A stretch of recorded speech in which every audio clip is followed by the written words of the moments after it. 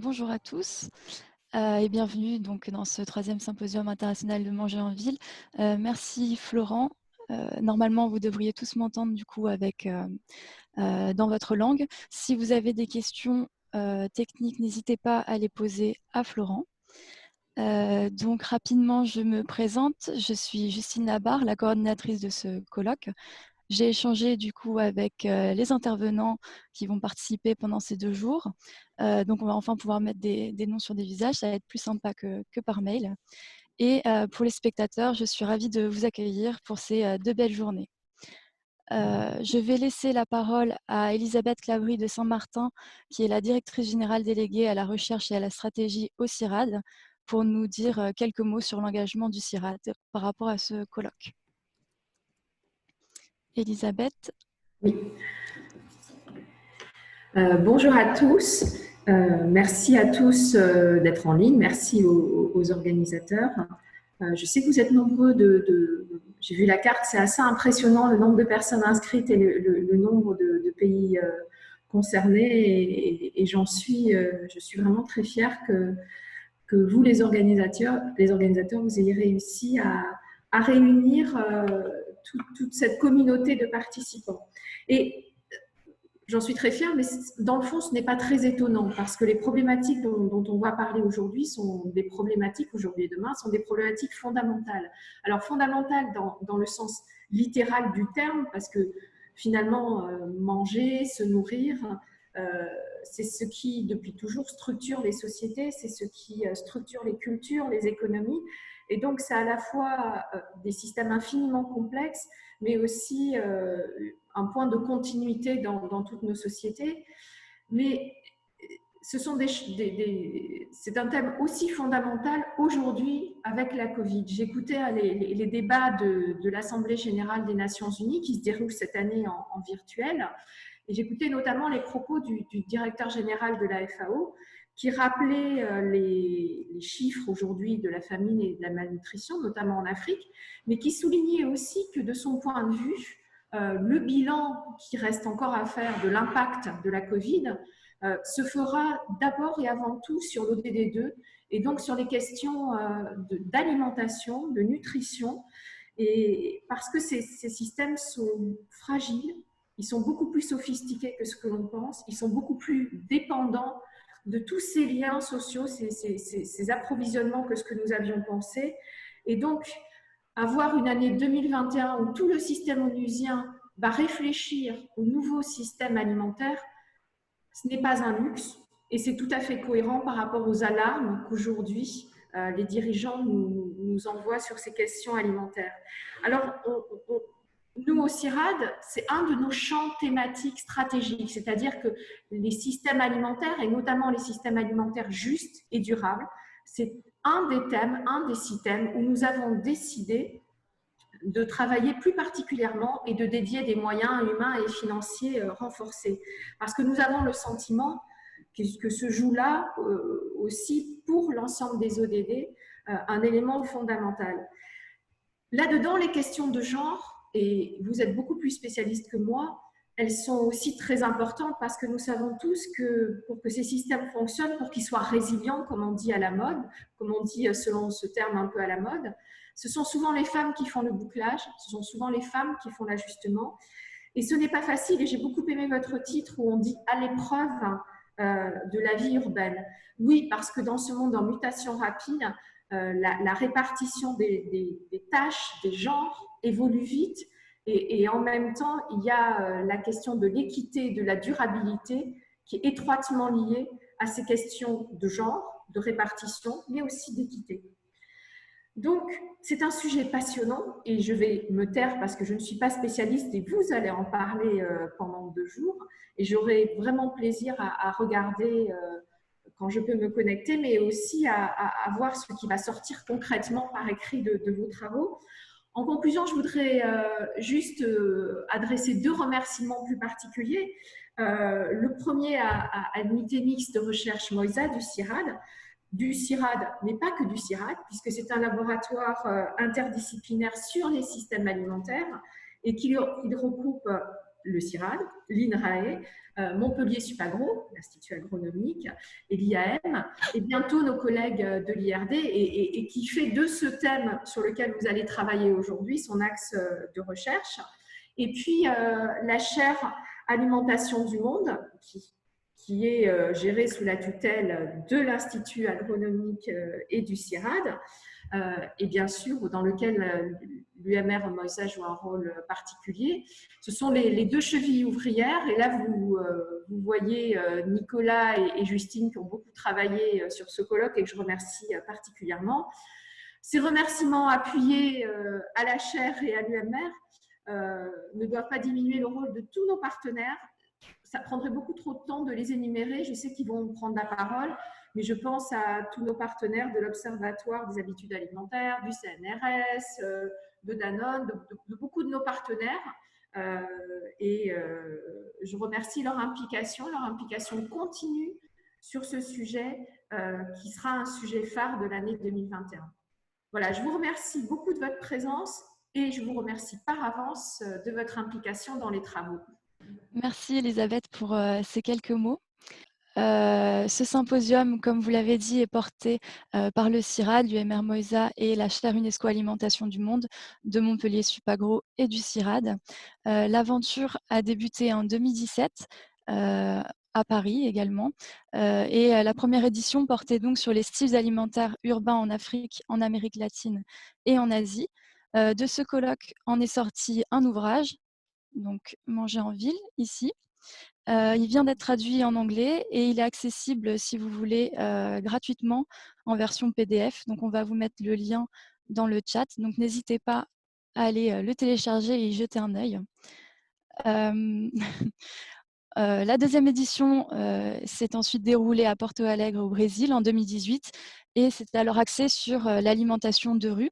Si vous voulez plus d'informations sur ces deux éditions, n'hésitez pas à aller faire un tour sur le site de la chaire UNESCO Alimentation du Monde où vous pouvez retrouver les résumés, les présentations et quelques informations sur les intervenants. Cette année, nous avons décidé d'axer ce symposium sur l'interface entre le genre, l'alimentation et l'urbanisation. Donc, quels impacts il y a entre la reconfiguration des rapports de genre sur l'alimentation et inversement. Pour cela, Audrey Soula, anthropologue au CIRAD et membre du comité scientifique, nous parlera plus en détail tout à l'heure de la problématique qui découle de ce symposium. Et donc, le but vraiment de ce colloque était de mettre en lumière des travaux des chercheurs du Sud et aussi de favoriser les partenariats entre les laboratoires du Nord et du Sud. Je tiens aussi à vous informer qu'on a un super site internet, mangerenville.org, où vous pouvez retrouver toutes les informations avec également les résumés des communications qui vont être présentées pendant les 2 prochains jours. Nous sommes dans un contexte sanitaire assez particulier lié à la crise du Covid. À la base, ce symposium était initialement prévu en présentiel, donc 100% en présentiel. Et comme vous avez pu le voir, on a décidé de le passer en visioconférence. Donc, pour vous situer un petit peu le contexte, aujourd'hui, on est réunis, donc l'équipe technique avec les traducteurs et une partie du comité scientifique est réunie sur place à Paris, sur le campus Condorcet. Donc, c'est un petit peu particulier comme configuration, mais on s'adapte. Et à savoir que si vous avez des problèmes sur la connexion Zoom, vous pouvez aussi nous retrouver sur notre chaîne YouTube, donc qui utilisera un peu moins de débit Internet. Comme il a été dit tout à l'heure, nous avons des traducteurs qui travaillent en simultané, donc vers le français, vers l'anglais et vers l'espagnol. Donc je vais demander à tous les intervenants, que ce soit les auteurs, le comité scientifique ou les personnes qui prendront la parole pour poser des questions, d'essayer d'articuler au mieux et de ne pas parler trop vite pour faciliter leur travail. On a essayé de rendre ce colloque le plus chaleureux possible, malgré que ça soit en visioconférence. Donc, on a fait appel à un illustrateur, Julien Revenu, qui nous a fait des dessins pour illustrer toutes les présentations, toutes les grandes présentations. Donc, à chaque fin de présentation, vous allez retrouver ces dessins. N'hésitez pas à les commenter dans le chat. Et n'hésitez pas également à utiliser le chat en bilatéral, donc envoyer des messages directement à certaines personnes. Assurez-vous bien que vous envoyez le bon message à la bonne personne par contre. On vous propose aussi des salles Zoom. Donc ces salles permettront d'avoir des échanges un petit peu informels. Il suffit d'en faire la demande par message à Florent. Donc on a essayé de se rapprocher un petit peu de ce qui était considéré comme les pauses café dans les colloques. Et donc à la fin de ce symposium, on aimerait bien avoir vos retours d'expérience sur donc le fond et la forme et savoir un petit peu ce que vous avez pensé de l'outil et s'il y a des points à améliorer. Donc ce symposium va se va se décomposer en 15 présentations, 10 grandes présentations de 20 minutes et 5 petites présentations de 10 minutes. Il a été mis en place grâce à un comité scientifique composé de 13 membres, principalement des sociologues, anthropologues, socio-économistes. Et nous sommes ravis d'avoir aujourd'hui près de 500 inscriptions pour ce colloque. Et on est assez fiers du fait qu'il y a tous les continents qui sont représentés et notamment plus de 40 pays. Donc comme vous pouvez voir là sur la carte, on a aussi bien des habitants du Mexique, du Sri Lanka, de Madagascar, de l'Australie et des pays européens. Donc on est très fiers de cette diversité-là et on vous en remercie. Ce symposium n'aurait pas pu avoir lieu sans nos partenaires, comme le disait tout à l'heure Elisabeth. On tenait du coup à remercier Dana Nutricia Research, donc qui nous ont adressé un petit mot. Et donc la Fondation Danone intègre vraiment la compréhension des contextes locaux dans ses stratégies. C'est pour cela que depuis plusieurs années, ils ont fait la promotion dans la recherche de la socio-anthropologie de l'alimentation. Et Danone étant plus présente dans les villes, elle se doit de saisir vraiment toutes les dynamiques de ce contexte et souhaite continuer à explorer l'alimentation en l'abordant sous le prisme des reconfigurations de genre.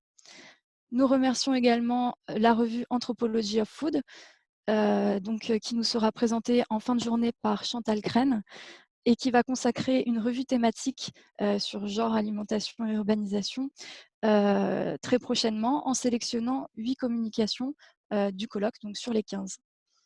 On tenait également à remercier l'OCHA, l'Observatoire des CNIEL des habitudes alimentaires, Agropolis Fondation et le CNRS. D'ailleurs, nous nous trouvons dans un de ces locaux actuellement. Et enfin, je tenais à remercier l'équipe organisationnelle, donc Audrey, Nicolas, Damien, l'équipe technique évidemment avec Florent qui s'assure de toute la technique Zoom, les traducteurs et l'équipe de traduction et enfin le comité scientifique qui va permettre, je l'espère, d'animer tout au long de ces 2 jours ce symposium. Je vais passer la parole à Audrey Soula, anthropologue du CIRAD, qui va maintenant vous exposer les problématiques qui sont liées à ce colloque. Donc, pourquoi ce colloque aujourd'hui? Eh bien, ce colloque part d'un constat assez simple, qui est que dans la littérature scientifique en sciences humaines et sociales sur l'alimentation, la question du genre, en fait, reste relativement peu traitée. Quand elle l'est, nous avons remarqué que c'était souvent pour souligner la division sexuelle du travail relatif à l'alimentation, domaine où généralement les femmes portent la plus grande part de la charge à la fois physique et mentale de ce travail. Donc, de ce fait, sont souvent soulignées les formes d'exclusion, de discrimination et de domination que représente cette division. Mais nous savons tous que les modèles normatifs se transgressent et ainsi les liens entre genre et alimentation ne peuvent être lus comme le lieu de la seule domination masculine, mais peuvent aussi devenir des lieux de créativité, d'expression des talents ou encore des lieux de résistance ou voire de prise de pouvoir. Alors, dans la littérature sur les pays d'Afrique, d'Amérique latine et d'Asie, ce que nous avons remarqué, c'est que la question du genre est le plus souvent appréhendée dans cette même perspective critique. le rôle clé des femmes dans la production alimentaire, sa transformation et sa circulation, et plus largement dans la sécurité alimentaire des ménages et des communautés, a souvent été souligné, révélant ainsi leur capacité d'innovation, mais en même temps dénonçant aussi l'invisibilité sociale de ce travail. Le constat assez général, c'est que ce genre de critique tente à réduire la question du genre à celle des femmes uniquement. Et nous souhaiterions sortir de ce prisme aujourd'hui. Par ailleurs, si la plupart des travaux conduits dans les pays du Sud concernent le milieu rural, parce qu'il est bien sûr plus vulnérable du point de vue alimentaire, dans ce colloque, nous prenons le parti de nous intéresser à l'alimentation en ville. Alors, pendant ces 2 journées, nous proposons en fait de porter le regard sur des changements plutôt que sur des permanences qui sont liés à la vie urbaine et affectent les rapports de genre dans le domaine alimentaire. Alors, nous ne considérons pas que la vie urbaine remet fondamentalement en cause la reproduction des différences et des inégalités de genre, mais si nous prenons le parti d'être attentifs aux changements, c'est surtout pour mieux comprendre en fait les tensions qu'ils engendrent entre ce qui change et ce qui ne change pas, voire ce qui change lentement. C'est-à-dire comment et jusqu'à quel point la vie urbaine remue-t-elle le terreau qui nourrit les identités et les rapports structurels de genre? Ou, pour le dire autrement, comment l'urbanisation influence concrètement les rapports de genre en matière d'alimentation? Et inversement, comment les rapports de genre influencent à leur tour les pratiques alimentaires des urbains? C'est donc à ces quelques questions que nous allons tenter d'apporter des pistes de réflexion pendant ces 2 jours. Donc, pour ce faire, ce matin, nous nous intéresserons aux diverses injonctions normatives dans le cadre alimentaire qui sont apparues pendant le confinement sur la toile, avec une présentation sur la Malaisie puis sur le Maroc. Cet après-midi, nous verrons quelques changements survenus dans la division sexuelle du travail alimentaire en Amazonie, la façon dont la télévision peut donner à voir des différences de genre dans le cadre alimentaire en Amérique latine, ainsi que la question de la gastronomie au Brésil. Demain matin, nous nous intéresserons aux inégalités de genre en Inde, puis nous verrons comment les notions de féminité et de masculinité peuvent se redéfinir en Afrique. Puis, à travers un exemple sri-lankais et un exemple nigérien, on parlera redéfinition de la répartition sexuelle du travail alimentaire, avant de finir la journée par 5 communications courtes qui nous permettront en fait de multiplier les exemples ethnographiques pour penser la complexité des rapports de genre à l'épreuve de la vie urbaine. Voilà, je vous souhaite un très bon colloque, merci. Et pour approfondir ces questions, je passe maintenant la parole à Shagoufa Kapadia, professeure au Department of Human Development and Family Studies, directrice du Women's Studies Research Center à l'université Maharaja Sayajirao de Boroda en Inde. Merci. Okay. Thank you very much. Good morning. Merci beaucoup et bonjour à tous. Je suis ravie que vous me donniez l'occasion d'ouvrir ce colloque et d'en brosser les grandes lignes. Comme l'a souligné Audrey, elle vous a guidé à travers les présentations qui nous attendaient. Je vais m'attarder sur chacun des thèmes qui vont être évoqués au cours de ces 2 journées. Alors, l'alimentation et la question du genre sont liées de manière organique à la vie humaine. L'alimentation est absolument indispensable dans la vie quotidienne. Elle répond à des besoins biologiques. Il faut se nourrir et ça joue un rôle au niveau des identités, l'expression, la communication, l'expression des identités. Le genre, cette notion se trouve absolument partout et façonne nos identités dans différents domaines, y compris celui de l'alimentation. Swati? I need someone to tell that woman to speak reasonably. Il y a aussi les pratiques économiques liées à la production et la consommation des aliments. La nourriture est donc à la fois politique et idéologique. Et cette image s'accorde, fait écho aux questions du genre qui sont également idéologiques et politiques. Et tout cela s'est exprimé au fil de l'histoire.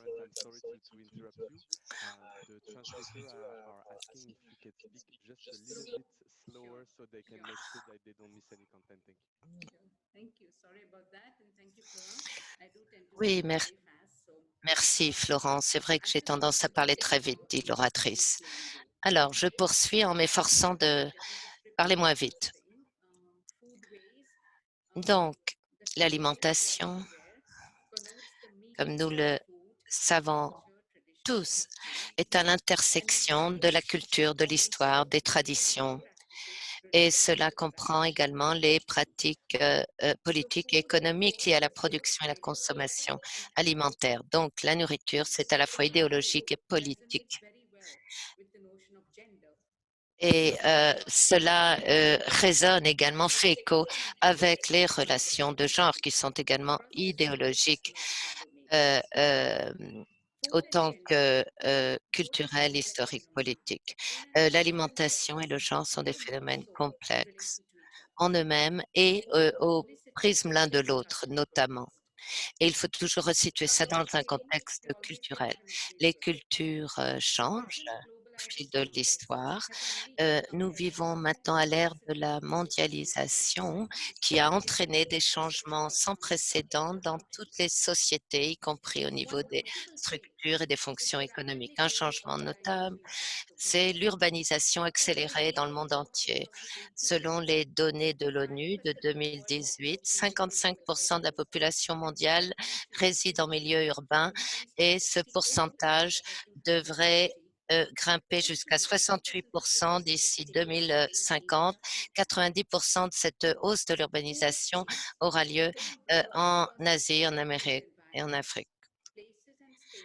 Les environnements urbains sont les lieux où l'on acquiert la nourriture, où l'on la prépare, où on la consomme et où on en parle.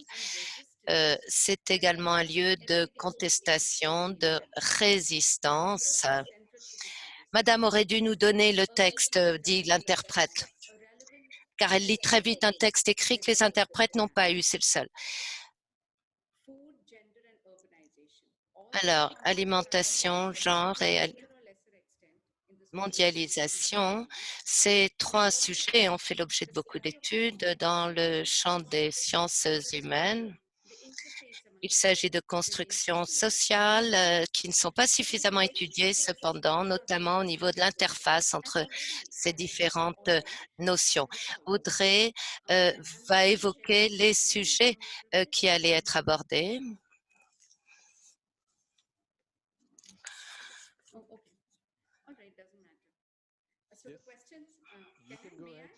Yes, please. All right. Yes, Okay. I activated it. You're Thank you, welcome. Florent. Yeah, just a minute.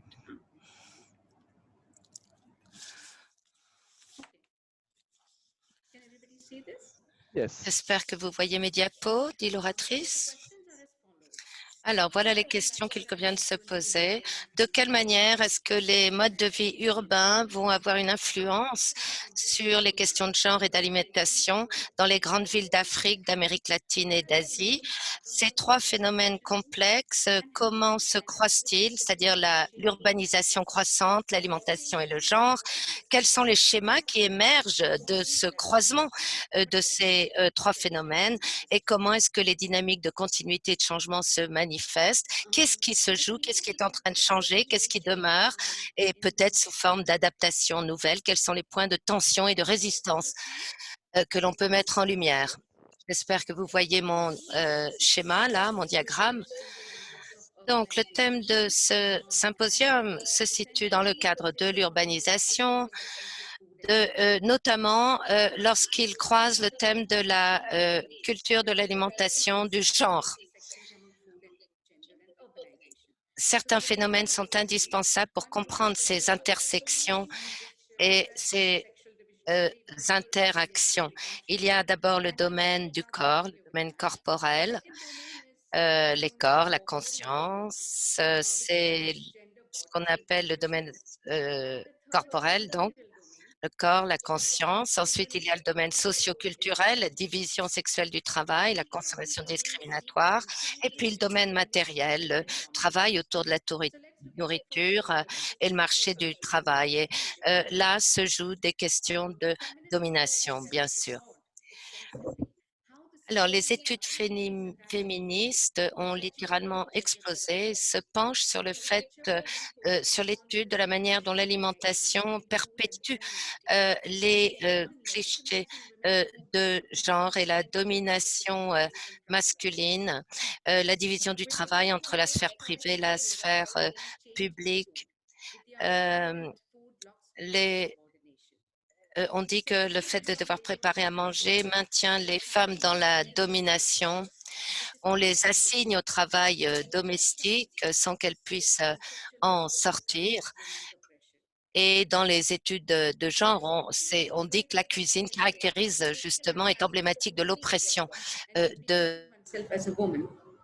It is also termed as domestic health work. However, this work is largely devalued, ignored, and trivialized, and imposes a burden of guilt on women. In contrast to the praise of men, even in instances of occasional participation, food preparation. So women not only feel compelled to succeed in this domain. Donc, les femmes se sentent obligées de réussir dans le domaine de la préparation, de la cuisine, préparation alimentaire. Pour les hommes, l'espace domestique de la cuisine, eh bien, ils l'investissent uniquement lorsqu'ils portent la toque du chef avec le prestige qui l'accompagne.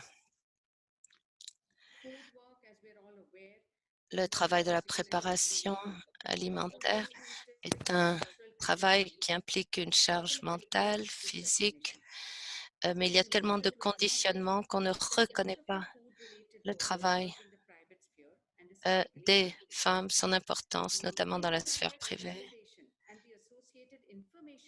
L'urbanisation et l'accroissement de la charge mentale a accru les responsabilités qui pèsent sur les femmes. Les femmes nourrissent la famille, elles incarnent le nourrissage, le soin, la sensibilité, elles veillent aux besoins des membres de la famille.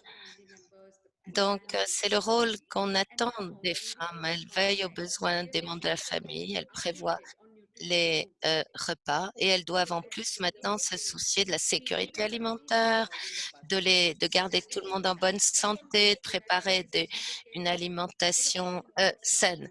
C'est donc, cela accroît l'ambivalence et la tension de leur rôle. Bon, toutes ces relations ont de multiples facettes. La domination masculine reste centrale. La recherche se focalise là-dessus, mais ce n'est pas la seule dynamique qui se joue, qui est en jeu. On peut aussi parler de créativité, de résistance, de prise de pouvoir. La cuisine peut être aussi vue comme un espace politique. Beaucoup d'expériences personnelles, d'histoires se déroulent dans les cuisines. Une femme peut résister, par exemple, en mettant trop de sel dans ses repas. C'est aussi un lieu de contrôle des autres à travers la cuisine. Il faut étudier tout cela quand on étudie la question du genre et de l'alimentation. Alors, la médiation au niveau de la consommation des aliments, les femmes sont les gardiennes de la cuisine, mais cela n'implique pas une consommation équitable. En fait, la consommation alimentaire est caractérisée par les inégalités, justement, dans la quantité, le genre de nourriture qu'on donne à telle personne, comment les femmes établissent des priorités pour servir les meilleurs morceaux, notamment les aliments coûteux comme la viande, etc. En Inde, dans une famille traditionnelle, la femme va manger après que l'homme puis les enfants aient terminé leur repas. Et dans un contexte de pauvreté, les femmes se contentent des restes, ce qui sur le plan nutritionnel n'est pas suffisant. Bien sûr, il y a cette nature sacrificielle, n'est-ce pas, de la femme toujours par rapport à l'alimentation, encore de l'injustice. Dans les cultures traditionnelles, la nourriture, eh bien, ce n'est pas juste se nourrir, c'est aussi jeûner.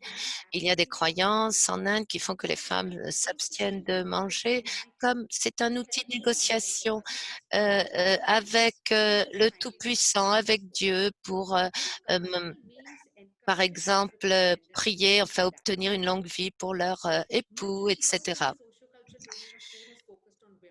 Beaucoup des recherches dans ce domaine se sont centrées sur les femmes, mais je crois qu'il faut étudier davantage le côté masculin, ce qui se passe du côté des hommes. Il y a peu d'études sur les hommes et le fait de jeûner, par exemple, ou de faire certains régimes. La nourriture végétarienne est considérée comme efféminée, par exemple, contrairement à la viande qui est censée donner force et vigueur. Et la viande est souvent réservée aux hommes quand il y en a peu. Il faudrait des recherches, des études plus diversifiées pour étudier ce qui se passe plus du côté des hommes et comment le travail et la consommation autour de la nourriture évoluent. Alors ensuite, là c'était le domaine socioculturel. Alors le domaine corporel, le travail autour de la nourriture, quels sont les liens émotionnels avec le fait de se nourrir, la représentation du corps féminin, encourager, idéaliser la féminité sur la base de régimes alimentaires stricts. C'est une construction et qui s'oppose au fait que les hommes, eux, ne sont pas obligés de se limiter. La nourriture. And even one's thinking. Women in urban contexts tend to have a problematic relationship with food. The urban market seduces women into... ça revient. On the one hand, alors, d'un côté, il y a une injonction pour les femmes d'avoir un corps idéal, mince, et en même temps, on nous propose sur les... dieting, anorexia nervosa, bulimia, and obesity in cities. In fact, since we're talking about gender, both men and women are increasingly subjected to dictates. S'affiche. Donc, il y a les dictats, les normes mondialement acceptées. Les femmes doivent donc être minces et les hommes, eux, se doivent d'avoir un corps musclé. Vous savez, tous les hommes, on le voit au fait que tout le monde s'inscrit en club de gym, prend des compléments alimentaires, etc. Il y a ce souci, y compris chez l'homme.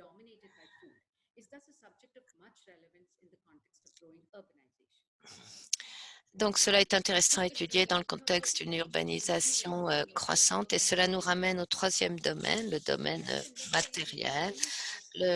L'industrie alimentaire est caractérisée par la mondialisation de la fabrication et distribution des aliments. Tout cela est très genré, toute l'industrie agroalimentaire, depuis les champs jusqu'à la transformation des aliments.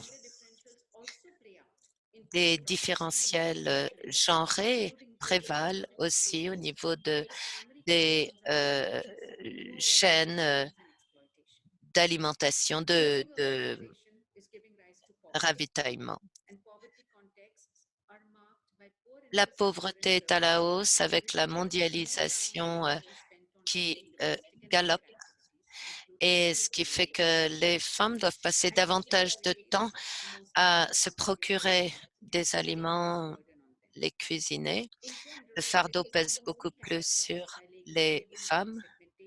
Il y a une segmentation du marché du travail, comme vous le savez, des environnements qui séparent les lieux où travaillent les femmes, des questions de sécurité, les infrastructures qui vont limiter d'une manière ou l'autre l'accès à l'alimentation. Beaucoup de femmes en milieu urbain participent aussi à des activités économiques de l'économie formelle et leur charge de travail est bien plus élevée que celle des hommes puisqu'elles s'occupent aussi de la cuisine.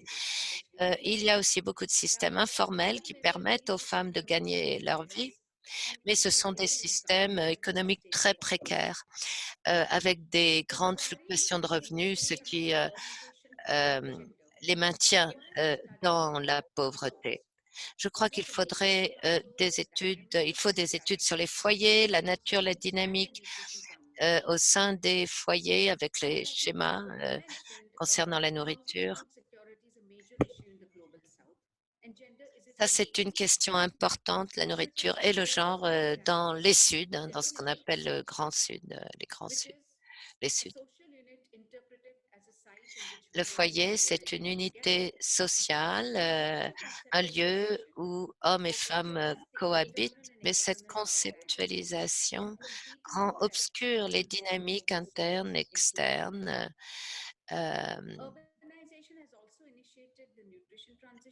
L'urbanisation a conduit à une transition. Avant, on se procurait des aliments frais au marché. Maintenant, c'est essentiellement de la nourriture transformée, ce qui a conduit à de l'obésité, maladie cardiaque et diabète.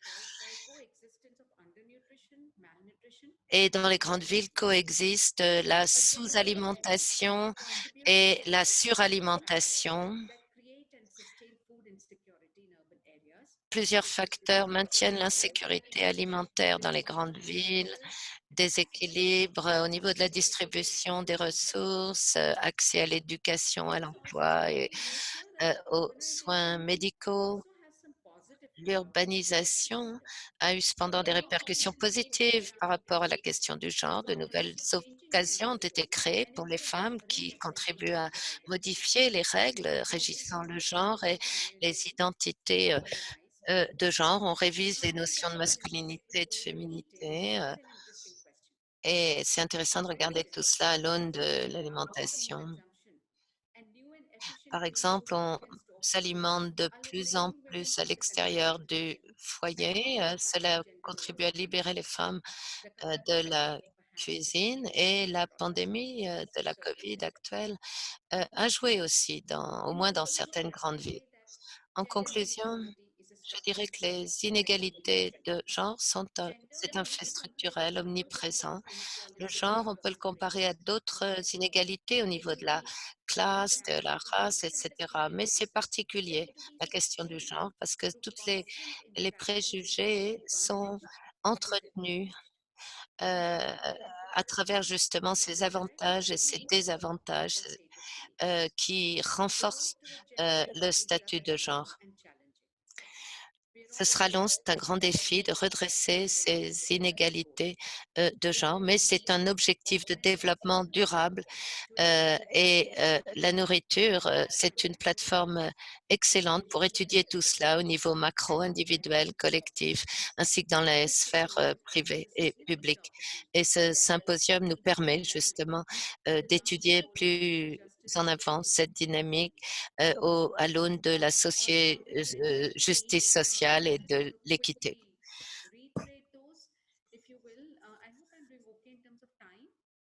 J'espère que je n'ai pas trop parlé, que je suis restée dans le temps imparti. Donc, les équipes qui vont intervenir, des équipes de chercheurs vont évoquer des thèmes passionnants concernant différents pays. Ça va être très varié. Premier jour, on va voyager en Malaisie, au Maroc, au Brésil, en Amazonie.